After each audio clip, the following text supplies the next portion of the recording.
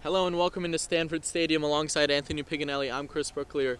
Anthony, what a game here at the Farm. An instant classic. Oregon was down 26-0 at one point in the fourth quarter. Looked like they were dead in the water, then came back, were within a touchdown of winning the game, but they still came up short. What happened? Break down the game for me.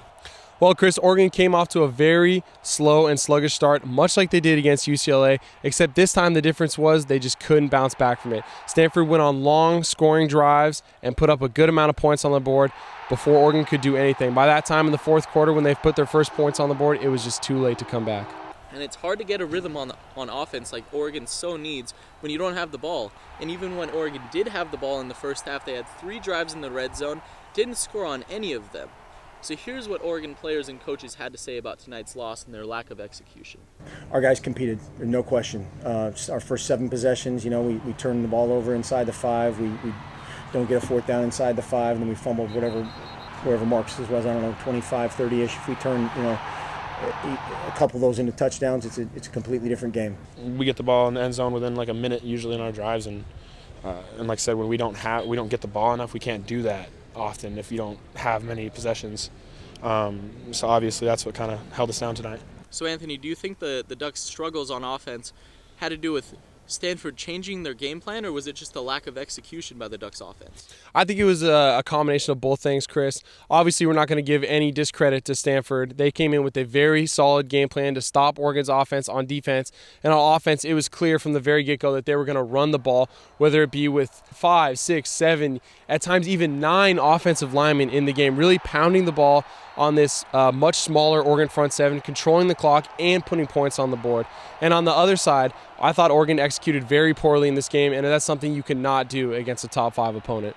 But even though all those problems, even though Stanford dominated every facet of the game, Oregon was still that close. They're on the doorstep. They could feel the victory. But that's what Tyler Johnstone said was the most frustrating part of tonight's loss. Plain and simple, we got into the red zone twice, once on the 3-yard line. That was probably the most frustrating part of the game for us. Is just, and we've done it twice, I think, this year. If you drive all the way down the field, man, you fumble on the 3-yard line, turns it over, it's devastating. They dominated me because my guys are awesome and they're warriors and they fought to the end. And we almost had a chance there had we had a little bit more time. Time just ran out. It's one of the toughest losses I ever had in my life, and you just got to learn from it and build off of it, and just come back, to practice on Monday and work even harder. With this loss, where does this put the Ducks in the national picture? I think they're still very much alive in BCS bowl games. However, with that being said, I think the national championship buzz is very dim right now due to all the unbeaten teams still left in college football. And a little deja vu. Oregon was headed to the national championship game last year, lost to Stanford.